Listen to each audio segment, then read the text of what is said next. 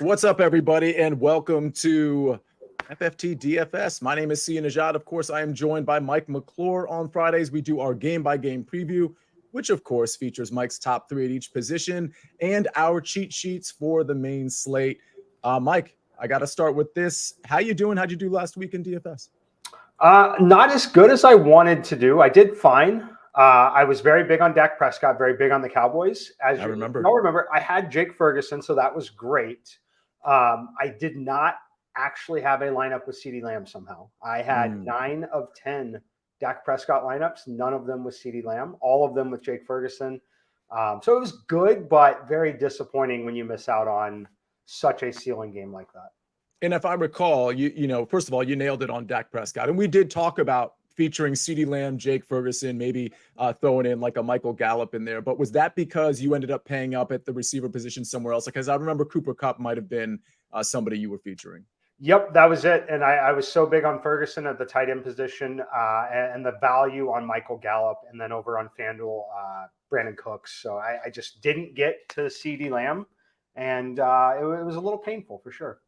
Fair enough. All right. Well, let's head to a 10-game slate. This is interesting because last week we had a 13-game slate. I see some of you already in the chat. We appreciate you there. And by the way, if you're not already joined up with our FFT DFS contest, it's going to be in the podcast description, the YouTube description, of course, and it'll probably be dropped in this chat as well. Scott says, love Mike and Sia. Scott, we love you too. And Albert says hello to all of us. Albert Maraquin. I'm just trying to pronounce names at this point. Hopefully I got that one right.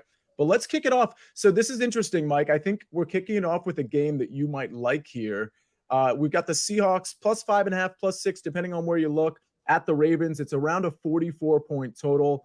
Let me just ask you right off the bat, because Lamar was somebody. So what's funny for me, Mike, is last week I didn't do poorly, but I didn't do great either. I basically lost like 30 or 40% of my investment last week. And the reason I say it didn't go poorly is because I had so much Lamar Jackson and Zay Flowers that I should have lost my entire like bankroll from last week. And it turns out I didn't, because I had some Joe Burrow stacks and I played the afternoon slate, which helped me out here and there. But long story short, I think a lot of people are really disenchanted by Lamar just coming off of last week. We have the recency bias there. Are you on this game, and is Lamar part of the conversation? Yes, I love a bounce back opportunity for Lamar. He is my favorite quarterback this week. Spoiler alert, I like him a lot. I got the Ravens helmet up here behind me here for that reason.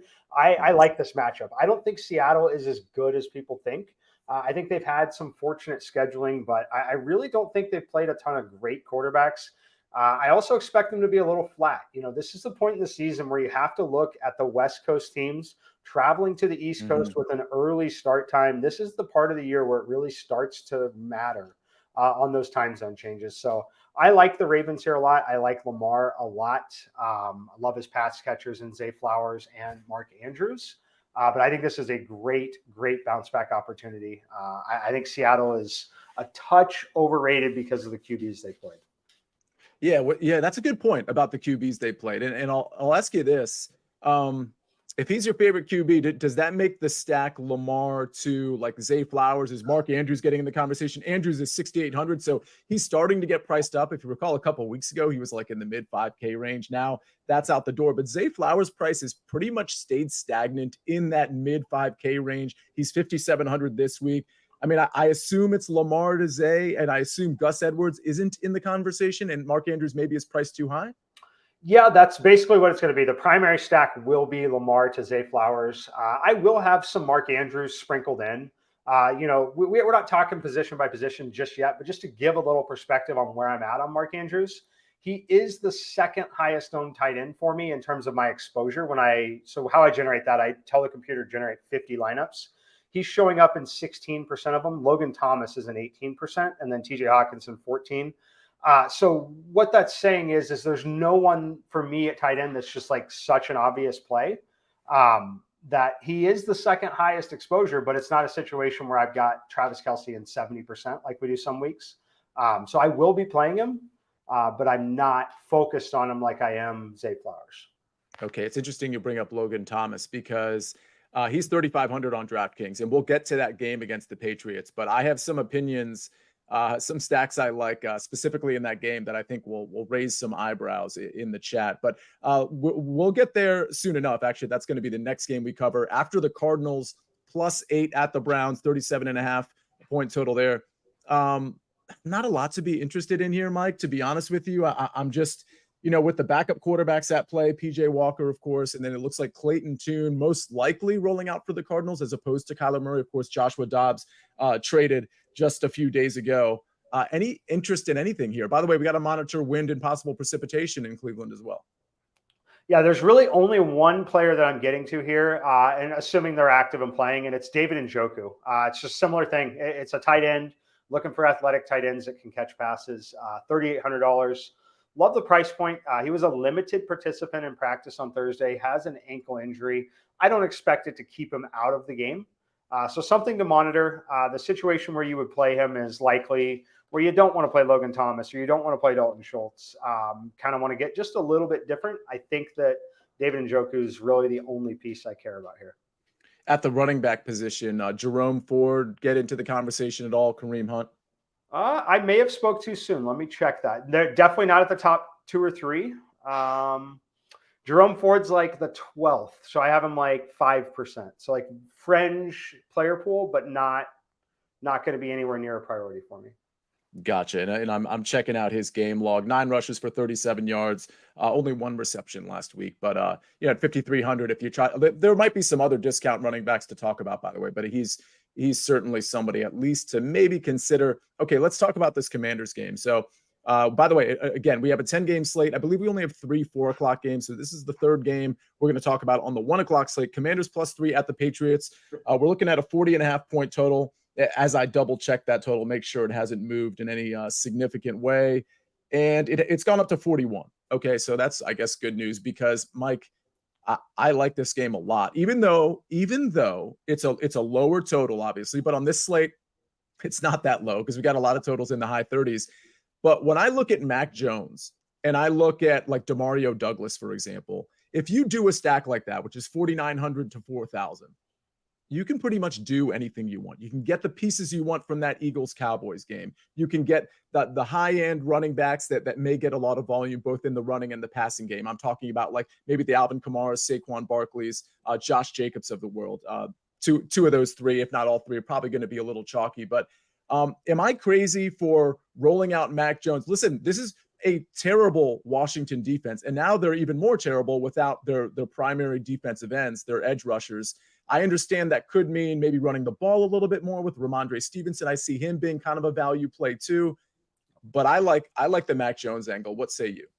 Yeah, I think it's all viable and interesting. I think the thing that you pointed out that really makes a ton of sense is this total at 40.5.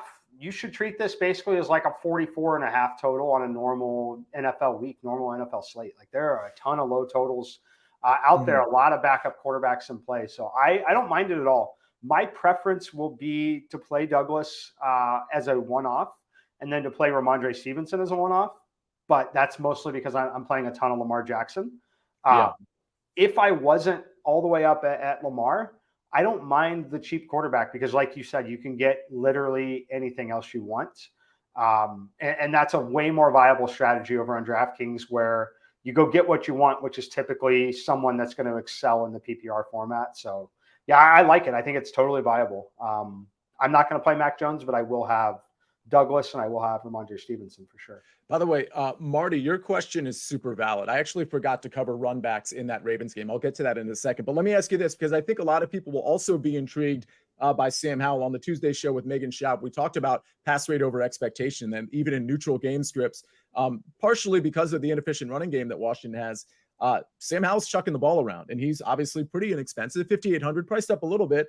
Terry McLaurin, 5,600, Jahan Dotson, 5K. And then, of course, Logan Thomas, who we referred to earlier at 3,500. Would you be, if people were building, let's say, 3 stacks, would Sam Howell at least be in the conversation, maybe in one of those 3 for you, or no? Very close. Yes, he certainly is someone that's popping in the player pool a little bit, as is Mac Jones, to your credit, actually, down at the bottom here. So they're both very, very viable. As far as bringbacks and stacks, like I think Terry McLaurin is fine. I prefer him over Dotson. But my strong preference here is still going to be Logan Thomas, and that's mostly just due to the positional requirement at tight end. Exactly. I think I'm going to be running a Mac Jones, Demario Douglas with maybe a Logan Thomas run back. Even though Terry McLaurin's a great run back too, I'll probably try to include him in some of my plays as well because he's just getting all of the volume. So if this game script does kind of cater to more passing, which I expect it to, then I think Terry McLaurin's going to be the beneficiary of that from a target standpoint. I mean, I'll just throw it out there. Mike Gesicki's 2,600. Listen, he doesn't run a lot of routes. He doesn't catch a lot of targets, but he does sometimes get those red zone targets. And again, against Washington, with the receiver core kind of banged up, we know Kendrick Bourne is out. I could see them using Gesicki as more of like in that kind of wide receiver slot role. So he's not going to get a lot of targets. He might only get 3 or 4, but that doesn't mean he's not going to pay off his price. So again, if you're really trying to save money, maybe you play 2 tight ends. Like those 2 tight end sets have been working pretty well. Let's go back real quick to that Lamar game, Mike, because if you're playing Lamar stacks, I'm curious, are you running it back? We have Kenneth Walker at 7K. We have DK Metcalf at 6,900. Tyler Lockett only 6,200. When I look at that, Tyler Lockett's the one that kind of stands out to me, but maybe you're not playing anybody on the run back. I don't know. Yeah, initially not going to play a ton of run back. Just, the thing that you have to consider on the run back sometimes is you still need to be price sensitive overall. And when you're stacking someone like Lamar at his salary, it does get a little more prohibitive. And you're typically better off just building out more optimal type lineups versus the true game theory, stack it up kind of stuff, just based off price sensitivity. So I'm not planning to stack that game really. It's mostly just Ravens onslaught basically. The one guy that does slide in is Tyler Lockett, as you mentioned, at 6,200. I expect him to go. I expect DK Metcalf to go, but just know both of those guys have been dealing with lingering injuries. But Lockett is the only one that's actually in my player pool. Okay, absolutely. We have the Bears plus 8.5 at the Saints. This is a dome environment. I believe we got the total still at 41 here. Mike, on Tuesday, I talked about Derek Carr a little bit. We know Derek Carr is not exactly like the greatest quarterback, but he still manages to pile up yards. And against the Bears, that's certainly in play. But also, in the running game, it's in play too. And then, of course, Taysom Hill sort of throws a wrench in this a little bit, depending on how much he is used, particularly on the goal line. I don't hate a Derek Carr stack to like a Chris Olave or a double stack with Olave and, let's say, Alvin Kamara, for example. I'll probably end up shying away from that, mostly because of the Taysom Hill factor. Kamara is going to be a chalky play. He makes sense at 8,100. I like him. I'm probably going to be playing him. But I like Olave as a one-off. Do you like any Saints? And on the Bears side, I'm not really interested in anybody. Anybody you like there? Nobody I really like on the Bears side. I love Alvin Kamara. I think that this is nearly a perfect spot for him. I think that there will be involvement in the passing game. I think the Bears could put up just enough resistance to keep this at, that 7 to 10 point game where you're still really, looking to milk some clock, but really looking to protect the ball, be a little more conservative, which plays into Alvin Kamara's hands significantly. So I love him. As far as Olave, I like Olave as a one-off. He's someone that is in my player pool. I'm not going to get to Carr. The other thing I would say is I don't think it's a terrible spot for Michael Thomas. The skill set, everything has definitely changed throughout his career, obviously. At 4,700, though, I think that it might be okay to take a shot on him now that the price point is, again, 4,700. So speaking of 4,700, let's talk about Taysom Hill, who, listen, he got 9 rush attempts, 63 yards, 2 touchdowns last week. He had a pass. He had a catch. I mean, he's 4,700 at the tight end position. I think a lot of people think of him as, especially in like year-long fantasy, you get him, you put him in the tight end spot. It feels like a little bit of a cheat code. I'm wondering, it's not reliable. Like obviously Taysom Hill, we don't know exactly how much volume he's going to get. Is he somebody though that you might put in, whether it's cash or tournaments, and just kind of force him in at 4,700? Not for me. I get it. It's frankly frustrating whether you have Kamara or Carr or whoever. He's certainly got the upside. It's truly just kind of a volume issue for me. I really want to play him in games that I think are going to be a little bit more competitive. I think that's where he's going to get deployed just a little bit more. So personally, I'm not going to go that route. I know he's got a ton of touchdown equity, which is why we have some interest. Personally, I think the best bet there is still, I talk about it a lot, is look in the betting market, bet him to score an anytime touchdown. He's not, if you really are like on the fence about playing him, bet him to score an anytime touchdown. At $4,700, he is not doing enough in the game without a touchdown to be needed in your DFS lineup. And the reality is he could have a 6-yard touchdown run, score 8 fantasy points, and you would have been better off just cashing the anytime touchdown bet. So yeah, fair enough. It's interesting. Like the Tyson Bagent experience has actually gone pretty well for the Bears, relatively speaking. But if the Saints just get all over him, it's his 3rd game. We've got more tape on him. You could see a lot of short fields, which really could benefit everybody, but specifically maybe Taysom Hill and, of course, Alvin Kamara. So I'm really curious to see where that game goes. I like Tyson Bagent. I'll say this. He is really a short area thrower. So don't be surprised if the Bears burn up a lot of clock with just dinking and dunking it down the field. Because actually, I thought Bagent has been really impressive as it relates to that specifically over his first 2 starts. And by the way, Cole Kmet, he caught 10 of 10 targets from Tyson Bagent last week for 79 yards. Well, listen, that's not going to be replicated, but I'm curious if you're interested at all in Cole Kmet. I think that you kind of have to at least take note of it at that point. So let me check. He might, like, the tight end position is so spread out for me this week. Yeah, he is there. About 8%, Ferguson 8%, Njoku 12, Schultz 12, Hawkinson 14, Andrews 16, and Thomas 18. So he's there in the player pool, definitely playable. I'm just telling everybody right now, and I haven't looked at it yet. I'm going to be looking at receptions props for Cole Kmet specifically in the betting market. I probably won't get to him in DFS, but I certainly don't think it's a bad play at 3,900. All right, well, we're going to move on next to Vikings and Falcons. But before we do that, we're going to hear a message from our partners. On the next NFL Monday QB, we mark the halfway point of the season with historic rivals battling it out in the NFC East and the top of the AFC throwing down in Arrowhead. Go under center on the only NFL show all about quarterbacks. Monday on CBS Sports Network. We're back on FFT DFS. Thanks for joining us. Hit the like button, write a review for us. That would be great on Apple Podcasts or Spotify or wherever you listen to our content. Review would be super helpful. Minnesota at Atlanta. Atlanta's a 3.5-point favorite here, or I think it might be 4.5. I'll have to double check that while we're talking. We've got a 37.5-point total nonetheless. Obviously, we're moving on to Taylor Heineke. We've got Jaron Hall for Minnesota. It looks like I don't think Dobbs is going to be playing this week, most likely next week. Mike, feel free to confirm that for me if you want. Drake London, I don't know that he's playing with his groin injury, but that's something we have to monitor as well. What are you interested in, if anything, in this game? I'm interested in Minnesota side with Jaron Hall, actually. Believe it or not. I think that first of all, I don't think the Falcons' defense is very good. I think some of that was evident by what we watched Will Levis and the Titans do against them last week. They're dealing with some injuries there. Now it's in a dome in a controlled environment. Super friendly when you're a backup quarterback coming in, making your first start like that. That's definitely the environment you want to do it in. But the thing that I like about Hall is he was a very competent passer in college football, but I think he's got enough mobility here. I think he's got 30 to 40 yards of rushing upside. I think it's going to help extend drives. I like the price point. It's a huge opportunity for him, obviously. But I don't think this Falcons defense is that good. So I like Hall as one of my quarterbacks this week. I like Hawkinson. I like Addison. I like the pass catchers there. On the Atlanta side, I don't think London is going to play. I think any of those receivers are viable and interesting. But I'm more interested in the Vikings side here.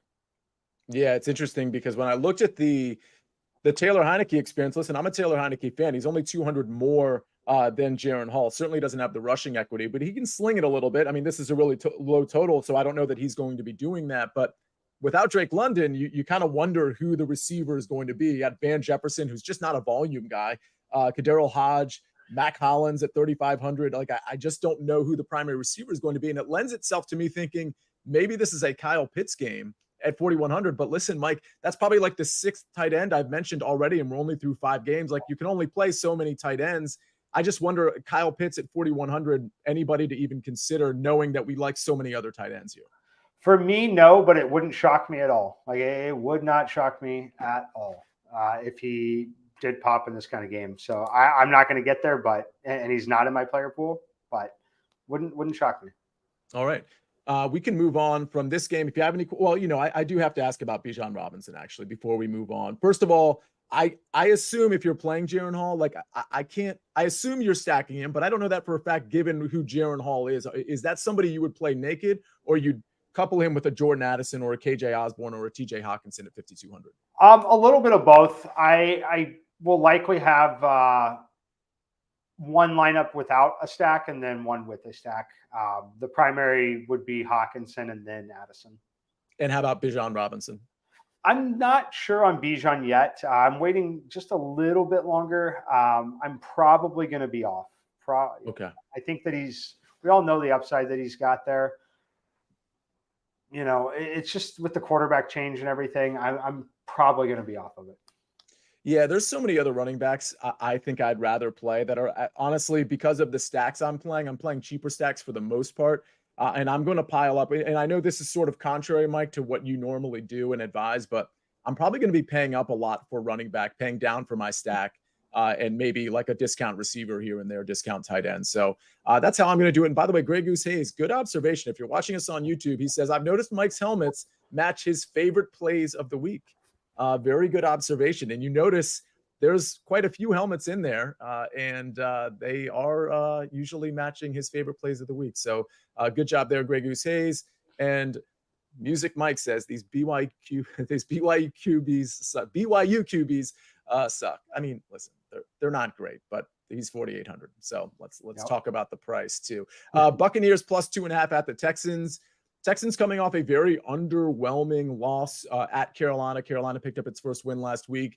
I really didn't like how the Texans played it. I mean, the Panthers were basically just having light boxes and inviting the Texans to run the ball. And great game plan from Carolina because the Houston running backs aren't very good. So, Dameon Pierce, Devin Singletary, like it just wasn't happening for them. Dameon Pierce appears to be a little banged up. I'm not interested in any of this game. Buccaneers 2.5-point dogs at the Texans. But I will say this. I mean, I liked CJ Stroud last week. It would be kind of weird for me to say like, oh, all of a sudden, I don't like him at home in a dome environment with guys like Tank Dell and Nico Collins. So I'm not fully against the Texan stack. I just haven't gotten there. Have you? I have not. I'm not going to play the Texan side this week. Okay, go ahead. Yeah, I think the only thing I could see getting to in a tournament, if you're playing lots of lineups, I don't dislike Mike Evans at 7,300. I think that the high-end wide receiver game is interesting this week. Cooper Kupp, who knows where we're exactly at. A.J. Brown, CeeDee Lamb in the same game, but against decent defensive competition as well. So I think that the higher-end wide receiver that has 2 touchdown upside, I think it's a little more thin than normal this week. Yeah, I agree. And Chris Godwin, interestingly, is 7K, only 300 less than Mike Evans. That gap was a lot bigger over the last few weeks. So I don't think I'm going to be anything on either side. Cade Otton at 3K. I mean, I guess there's probably other discount tight ends you could take, but I think Cade Otton's going to secure a few catches, but I'm not playing that. I'll say this before we move on to the Rams and the Packers. I still think if you're playing, 3 or 4 different stacks, I think CJ Stroud to Nico or Tank Dell is at least in play. So I don't want to completely be dismissive of it. I just don't think I'm getting there because usually, just so everybody knows, I play like 2 stacks and I just have variations of those lineups with my other players, sometimes 3 stacks. But the last few weeks, it's been really just like 2 quarterbacks I focused on. And then I've kind of like, had people kind of in and out with my player pool from there, starting from the starting point. Rams plus 3.5 at the Packers, a 38.5-point total. Well, battle of backup running backs. Yeah, I call Jordan Love a backup running back. They call him a starter, but I don't have to call him a starter. Brett Rippon on the other side, because it looks like Matt Stafford is going to be probably out for, I'm guessing, 2 to 3 weeks. I'm really not interested in anything on the Rams side. I don't want to get mixed up with the running backs either, because I don't know how many touches Royce Freeman's going to get relative to Darrell Henderson. On the Packers side, though, I do have some interest. I think a Love stack, even though I just kind of was very dismissive of him, is at least interesting. But more interesting to me, if the Packers want to start winning games, listen, Aaron Jones is not fully healthy. Maybe he'll be healthy this game. I'm kind of doubting that. But if they want to win games, I think they got to get the ball in the hands of Christian Watson. And now that he's only 4,900, to me, if you're playing a tournament, I feel like there's so much upside there. Even though if you look at the stat sheet, he's been very inefficient. The balls he's been thrown have not been very catchable. But I just got to think if you're trying to get a W, Christian Watson has to be featured, maybe in the short area and maybe down the field as well. Any interest in anybody in this game? And what do you think of my Watson take at 4,900 on DraftKings? I think Watson is viable. He's in my player pool, admittedly near the bottom. Cooper Kupp is also in the player pool, not in the top 5 or 6, around the 10th most used wide receiver. I think they're fine, honestly. I think that this game could see some movement. I think that they could move the football and have some success here. I think both of these quarterbacks, you could say what you will. I think that they are fine in the sense of being able to move the football here. So I don't mind it. I'm not on it in any way, really. But it would not shock me at all if either one of these quarterbacks had 2 passing touchdowns in this game. Fair enough. All right. Before we move on to the 4:00 games, anything else on these 2 games, by the way? I mean, I can't imagine there's anybody else in your player pool on either side. No, just if you're a Mountain West fan, tune in. You get to see your Jordan Love and Brett Rippon. If you're a college football Mountain West fan, I was from the DFS days, but that's really the only interest here. Yeah, so if I recall, that's Utah State and Boise State. Again, I just was kind of shaking my head. I'm not going to pretend I'm a scout or anything, but it was his second to last year that Jordan Love was like pretty good at Utah State and really kind of put himself on the map. His last year, I watched a lot of those games because I bet on a lot of those games, not really knowing who Jordan Love was at the time. What I watched was not impressive, especially from a decision-making standpoint from Jordan Love. So I did not understand that draft pick a few years back. But anyway, I digress. We're going to move on to the 4:00 games, but Garrett Pokella has a question. Rachaad White worth the price? Mike, I haven't played Rachaad White all year. I haven't regretted it all year. He's 5,600. Honestly, the way you phrased that question, I had to double check. Maybe he's 5,000 all of a sudden. I have no interest in Rachaad White. Do you? Not exactly. It's the target volume's gone up the last 2 weeks. It's also been when Baker Mayfield's been supposedly dealing with a knee injury a little bit. So maybe there's some correlation there. If he's going to get 7 targets again, sure. I think it's fine in this matchup. He does sneak his way into the player pool. Not going to be a primary focus for me, but it's a 10-game slate. And he's $5,600 running back that has seen 13 targets in the passing game the last 2 weeks. And yeah, I don't hate it. Yeah, fair enough. All right, Garrett, good question. Colts -2.5 at the Panthers, a 44-point total. I think at first blush, a lot of people would probably say, hey, I want to play Gardner Minshew. He's relatively cheap at 5,200. And we know these Colts games can kind of get weird and shoot out. That would have been my initial thought too. But doesn't this seem to be, when you're playing Carolina, doesn't this seem to be a Jonathan Taylor, Zach Moss game, Mike? And if so, are you playing either of those 2 guys? I'm only looking at Jonathan Taylor a little bit here. The volume was a little more concerning last week. We kind of thought it was going to bounce back all the way. He really came crashing back to earth in terms of the receiving game. So that's something that I want to be cautious of going forward. But I do like him. He still should be a $7,000 player. But I really like the other side with Chuba Hubbard, $5K. There's a big difference in that price point. And I've already told you I'm playing Lamar Jackson, so I need some salary savings. So my primary focus is going to be on Chuba Hubbard here. And he is certainly one of the discount running backs that we referred to earlier. And that's because, listen, Miles Sanders has been, and this could kind of revert to some degree, but we've noticed over the last couple of games, Miles Sanders has really been sort of not phased out completely, but Mike, he's certainly the RB2 here, whereas Chuba Hubbard's getting the lion's share, if you will. Yeah, no, most definitely. I think you got to be encouraged with Chuba Hubbard's volume overall. 15 and 19 carries the last 2 weeks, only 9 against Detroit, a little different game, but 14 against Minnesota. He's definitely RB1 here. Let me ask you this. If you're playing Hubbard, are you considering any other pieces on the Carolina side? And is this potentially a stackable game, whether it be with Bryce Young or Gardner Minshew? I don't think it's stackable. Others might. 44 is, again, a relatively high total on this slate. And we've seen these Colts games kind of shoot out a little bit. I'm not going to go there. It's very, very possible that it does shoot out. If it does, I'm hopeful that it's Chuba Hubbard kind of picking up a rushing touchdown or two at the goal line. But I'm not going to be playing either quarterback here. Yeah, and I agree. This is probably not going to fit into the limited stacks I play. But if you're diversifying the portfolio, I do think maybe at home Bryce Young stack with Thielen and Mingo, for example, like or Thielen and Chuba Hubbard is in play with like a Downs or Pittman run back or Jonathan Taylor. Like I do think if you think this game, and again, a 44-point total on this slate's kind of high. If you think this game is going to hit 44 or potentially a lot more, there are pieces here. If the game flow is right, you can have a Minshew stack to Downs or Pittman or, even maybe correlate him with Jonathan Taylor if you think he's going to get targets too. And on the other side, I think Bryce Young is in play. I'm not going to get there, but I don't hate it. I definitely think there's pieces in this game if this game starts to. And by the way, Jonathan Mingo, not getting a ton of targets yet, but he's running a lot of routes. So maybe the Mingo game is coming. He's obviously very, very cheap here at 3,400. So maybe a discount receiver.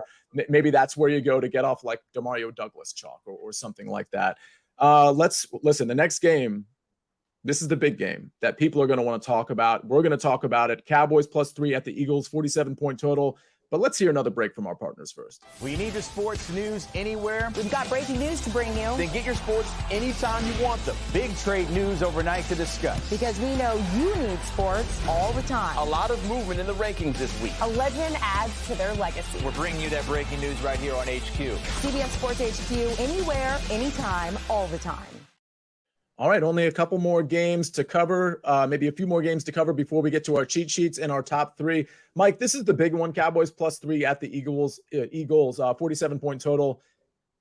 My first question for you is, Prescott's 6,500. We know that Hurts is in the 8K range, I believe 8,100. The Hurts knee injury, like, are you worried about that at all? Because I feel like we kind of know his running's going to be at least a little limited, but that hasn't limited his point production because he's just slinging it to A.J. Brown, Devontae Smith, and a little bit to Dallas Goedert. I'm just curious on the Eagles side of things, are you worried about that at all? I'm not really. And you know why I'm not worried about it is, honestly, a lot of his upside still isn't coming in the form of the 30-yard run anymore. It's right. Coming in the form of the play at the goal line that no one can stop. Mm-hmm. That's essentially where the upside's coming from. It's that rushing touchdown equity. I don't think the days of Jalen Hurts like having and needing 70 yards rushing to like have this ceiling game, I think those days are gone because of just he's getting the ball anytime they're within the 2-yard line. It's going to happen, right? That's the game plan. And again, A.J. Brown's been absolutely incredible. He's going to stand in the pocket. He's going to deliver. So I don't mind him, honestly. I'm not going to get to a ton of Jalen Hurts because I'm just going to pay the extra $200 for Lamar personally. But I think he's totally viable. Yeah, and by the way, he's 8,000. I said he was 8,100. Jalen Hurts is 8,000. Prescott's only 6,500. Quite the discount. Like if you like this game and you saw what Dallas did last week and what Prescott did specifically with CeeDee Lamb, it just makes sense to everybody, I think, to do a Prescott CeeDee Lamb stack and run it back with A.J. Brown. What say you on that strategy? And on the Dallas side, what pieces are you interested in? Is it Pollard? He hasn't really had that game yet. And against the Eagles front seven, I'm not sure he's going to. But again, Dak to CeeDee, maybe including Jake Ferguson again, Gallup, Cooks, any of that in play for you?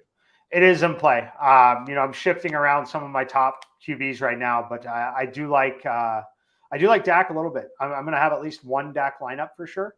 As far as whether it's CeeDee Lamb or Ferguson, remains to be seen yet. I think they're all fine. I would not hesitate to go back to Michael Gallup in this week. Just personally, I think that there will obviously be a ton of attention on CeeDee Lamb defensively from Philadelphia. So I do like that spot. And I do like Tony Pollard, to be honest with you. 6,800. I still do believe he should be a more expensive player. I think this is the game where he might have a bigger role in the passing game. I really think the Eagles are going to be able to put enough pressure. If CeeDee Lamb is bracketed, I could definitely see heavy volume for Ferguson and Pollard. So I will be speculating on Pollard and playing him quite a bit. Yeah, I think that's how Pollard gets there ultimately, in terms of the receiving game as opposed to the rushing game. Okay, so Dak Prescott stacks are in play. You're probably not getting to Jalen Hurts, even though you like it, because you're getting to Lamar Jackson. You're paying a little bit more for that. Any other? You mentioned Michael Gallup. Any other pieces to consider? Let me ask you this: if you're doing a Dak Prescott stack, it sounds to me like CeeDee Lamb might be involved. Would there be in your if you were just doing one? Would it be CeeDee Lamb and like a Jake Ferguson, or would it just be to CeeDee Lamb? And do you run it back with A.J. Brown? I'm definitely running back with A.J. Brown if I do. I think primary will be Ferguson over CeeDee Lamb. Okay. So no CeeDee Lamb in that primary lineup then. Likely no CeeDee Lamb in the primary lineup. Likely back off of CeeDee Lamb again, just the same way I did last week. Yeah. Okay. And I have to mention DeAndre Swift. Now, his production has dipped a little bit. Is he in play at all for you? He is 6,600, which is a pretty high price under the circumstances. By circumstances, I mean like he hasn't been super effective from a fantasy payoff standpoint over the last few games. He is in the player pool around the 8th most used running back. So guys above him, Jacobs, Alvin Kamara, Ramondre Stevenson, Chuba Hubbard, Jonathan Taylor, Tony Pollard, and then Swift. Yeah, and I'll say this just to remind everybody what Sam Howell did against this Philly defense. Like that secondary just doesn't have the pieces right now. So if Dak's going to have the big game, this could be the game, especially if Philly pushes them, which I expect. Since this is like the game, let me just I gotta ask you a wrap up question. Did we cover everybody in your player pool on each side of the ball here in Dallas and Philly? I believe so. I'm glancing quickly to see. We already talked about CD. Yeah, I think so. Yep. And for the record, I haven't decided if I'm playing just 2 stacks or 3. If I play 3, Dak is definitely going to be one of the 3. I'm probably going to be off Jalen Hurts, and I'll probably do kind of the chalky thing. And when I play the Dak stack, it'll probably be Dak to CeeDee Lamb with that A.J. Brown run back. I may include Michael Gallup or Brandon Cooks or Jake Ferguson there as well, but that's just how I'm going to play that. Okay, let's talk about the Giants. Kind of an ugly game. This is the last game we have to talk about. Giants plus 1.5 at the Raiders, 37-point total. It's the Aiden O'Connell experience versus Daniel Jones. So just talking about Aiden O'Connell, we know who that benefits. It benefits Devontae Adams, but in my opinion, more importantly, it benefits Josh Jacobs, who when Aiden O'Connell played in week 4, 11 targets for Josh Jacobs. So I just think it's a really good spot for him from a volume standpoint. I think Saquon Barkley's in play, 39 touches last week, which is kind of incredible. Raiders allowing a lot to QBs. I honestly like playing both Barkley and Jacobs in the same lineup, which again is usually against conventional wisdom here. But what do you like in this one? Yeah, it is against it. It typically would have a pretty strong negative correlation, but that doesn't necessarily mean it's bad here. And it always needs to be looked at on an individual basis, right? If you just look about RB1 and RB1, yes, you're going to get a negative correlation for sure. But those guys are both going to be heavily involved in passing games, so I don't mind it. Jacobs is definitely the primary play for me in this game. But like I mentioned with Mike Evans, I love Devontae Adams here as well. I'm going to play some Devontae Adams. We know a lot of the ownership is going to be concentrated between A.J. Brown and CeeDee Lamb, right? Devontae, there's kind of a lot with Cooper Kupp having his quarterback situation and playing that game where it is. I don't think enough people are going to play Devontae, and I think that there will be a focus on double-digit targets his way. So Aiden O'Connell's only 4,500, and Devontae obviously pretty expensive at 8,100. Would that stack be in play? You know what? Let me contextualize this a little bit. Let's say you're playing just the afternoon slate, which of course includes Dallas, Philly, and Indy, Carolina, and the last game. Oh, it's just those 3 games. Excuse me. Would an Aiden O'Connell, Devontae Adams stack potentially be in play while you take a couple of pieces from that Dallas Philly game? Yeah, honestly, yeah. I'm building it out, looking at it right now. I don't think you're getting 20 plus points from Aiden O'Connell, but if you get 16, 18, I think that's. If you really like Devontae like I do, I don't mind it at all. And if you're Yeah, playing I that mean, afternoon slate, it's very interesting. right. Yeah, I'm going to have to run at least one of those lineups. The thing about the main slate for me, I mean, I don't think because I mean, this is going to be crazy when we get to my cheat sheet, but because I like players like, listen, you like Jaron Hall, I like Mac Jones. I assume because they're all comparable from a price standpoint, they're all sub 5K. I assume you like Jaron Hall more than you like Aiden O'Connell on the main slate, and whereas I like Mac Jones over Aiden O'Connell on the main slate as well. But is that accurate that Aiden O'Connell would fall below Jaron Hall? For me, yes. I want to capture some of Jaron Hall, at least in my opinion, his rushing upside, just the game environment a little bit as well. I think that game can get a little crazy. So for me, yes. All right. We're going to go to your top three at each position, Mike. We've got some questions in the chat, but I'll just address the one I see right here. Just one more thing, which is a cool name. He says Goddard, ? Mike, Goddard's out for me. He's just not getting he's getting targets, but like down the field, it's just all AJ Brown, a little bit of Devontae Smith. Is it a no for Goddard for you as well? Yeah, it's a no for me. The only scenario I would play Goddard is the scenario where you're playing Jalen Hurts. And what I mean by that is the scenario that that Goddard gets there is likely going to be the 3 to 4 passing touchdown day for Jalen Hurts, and one of them goes to Goddard. So you're likely going to need a full-on Eagles stack. I don't think just playing Goddard on his own is going to get you there. Right. Goddard 4,800. By the way, on the Dallas side, Jake Ferguson is 4K, CD is 8,200, Dak Prescott 6,500, and those lower tier receivers that you can take a chance on, Cooks 4,400, Michael Gallup 3,600. All right, Mike, let's talk about your top three at each position before we get to our cheat sheets, and let's start at the quarterback position. All right, we're going to go Lamar Jackson, number one. I got the Ravens helmet up here for that reason. Number two, I'm listing Jaron Hall, Minnesota Vikings here. Again, I think there's rushing upside. I think Atlanta's defense is in a really, really rough spot, so I think there's some upside here. And then finally, Dak Prescott. I had Jalen Hurts and Dak Prescott both listed. I ultimately have leaned to the Dak Prescott side for the salary savings. There's also some correlation there between Prescott and Hurts, believe it or not. So I do like the Dallas side a bit here. As far as running backs, no surprise, Alvin Kamara at the top. I like the game script for him here. Is it possible that it gets ugly and they don't use him as much? Certainly. You have to consider that when they're playing the Bears. I think they're going to push just enough. Number two, Josh Jacobs. Love the volume. I think he's going to be leaned on heavily. And number three, Chuba Hubbard for me. Again, this isn't saying that Chuba Hubbard's going to be the third highest scoring running back. It's the guy that I'm using the most, and that's because I'm paying up for guys like Lamar Jackson, Alvin Kamara, Josh Jacobs, right? So you got to make it work. So that's why I give him there. Wide receiver, Zay Flowers. Again, I love Zay Flowers. I love the connection with Lamar Jackson. That's going to be my top one there. Demario Douglas. I know someone that you like as well. I think the volume is going to be there just enough. I think the price point is obviously extremely attractive. And again, I need the salary savings. And the third wide receiver, AJ Brown. Nobody can stop this guy right now. I like this spot for him once again. Hey, before you get to tight end, let me ask you sort of a cash game question. At the quarterback position specifically, can you name maybe one or two quarterbacks that you'd be willing to use in a cash game? Well, for me, Lamar and Dak Prescott for sure. I think Dak's going to end up being used quite a bit. Honestly, in a cash game for me, though, it sounds insane. I don't think quarterback matters that much. I think that the scoring gets kind of bunched on the quarterback. So the quarterback is not the position that I'm like most concerned about in the cash game. And as far as, let's just touch on the running back position cash real quick. Would Kamara, Jacobs, and Hubbard firmly fit into cash builds? Yeah, at least two of the three for sure.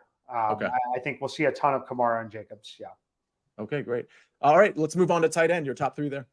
TJ Hawkinson. I think this is a Hawkinson week. We'll see the chemistry with Jaron Hall, but I like him. Jake Ferguson, if you're stacking up with Dak, and then Mark Andrews, again, stacking with my quarterback, Lamar Jackson. So it's important to remember when I'm giving you the top three, it's not necessarily saying these are the top three that I think are going to score the three most fantasy points. It's the three I'm going to use. We're still building correlated lineups. So that is why they're there. They are the tight ends that match the top three quarterbacks.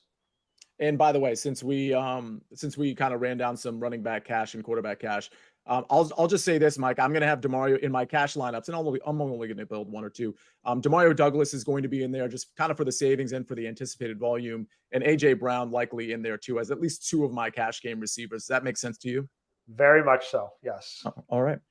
So we built out a little bit of cash for everybody. Let's go to my cheat sheet. This is crazy.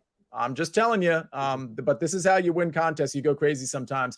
Mac Jones is only 4,900, and he gets the Washington defense that is even more depleted than normal. It could be the one game where Mac Jones shines and maybe gets the Bailey Zappi talk off his back a little bit. DeMario Douglas, chalky play, but not so chalky when you're pairing him with Mac Jones. I'm not even afraid if I really think I need to save the money, throwing in like a Mike Gesicki in there. By the way, DeMario Douglas is my value play as well, but we mentioned Logan Thomas, and because he also sort of fits into this game, I think you could just kind of, because I've already mentioned DeMario twice now in the stack and the value play, I think you could throw Logan Thomas as a run back. Obviously, if you have the money, McClure probably a better run back, but at the tight end position, I think Logan Thomas at 3,500 is a pretty good value, along with, of course, DeMario.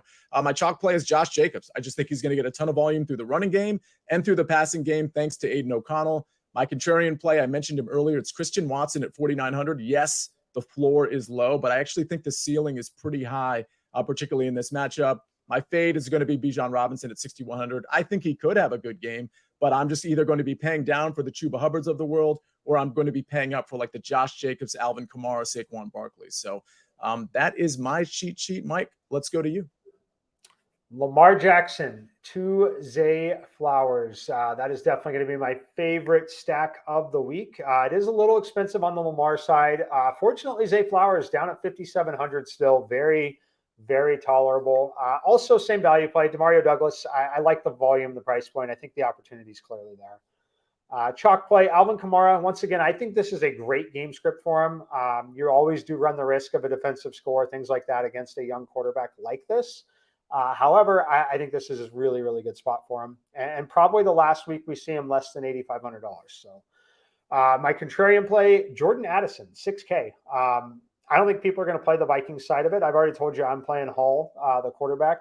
But at 6K, there's a lot of receivers in that 4,500 to 5,800 range. I mean, he's $300 more than Zay Flowers right here. I don't think anyone's going to play him, but I think he's got multiple touchdown upside. I think he's literally got 100-yard, 2-touchdown upside. And then my fade, Adam Thielen. Look, the guy's been incredible this year. The volume has been incredible. When we started this season, the first two numbers on this salary were flipped, and I think it was still lower than that. Mm-hmm. It's now $7,500. I'm gonna bow out at $7,500 at this particular matchup. So I'm gonna spend that money on other wide receivers. So no Adam Thielen for me at $7,500. Yeah, it even felt a little too expensive to me last week when I believe he was 6,600. So 7,500, yeah, that's just not going to happen for me, especially in a game that I'm not super interested in stacking, although we did discuss it. It is a stackable game. Two quick questions before we get out of here.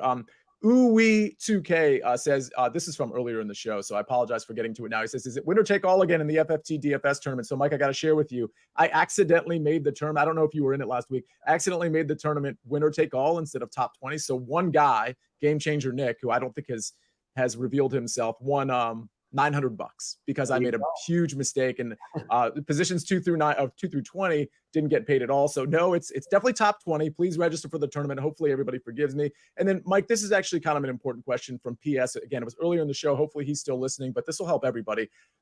Could Mike go over game selection? I recall that he mentioned that he only makes 5 or so lineups. So I am guessing no multi-entry tourneys. Can you just talk about your game selection? Yeah, and we'll do it specifically on DraftKings because this is, geared a little bit more towards DraftKings. We always reference DraftKings price points. So my contest selection this season on DraftKings, I play the 3 max tournament. It's a 150 entry 3 max.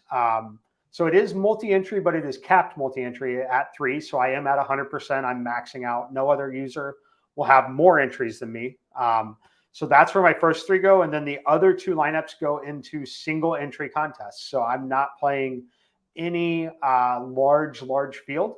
I'm playing higher stakes, lower entries overall.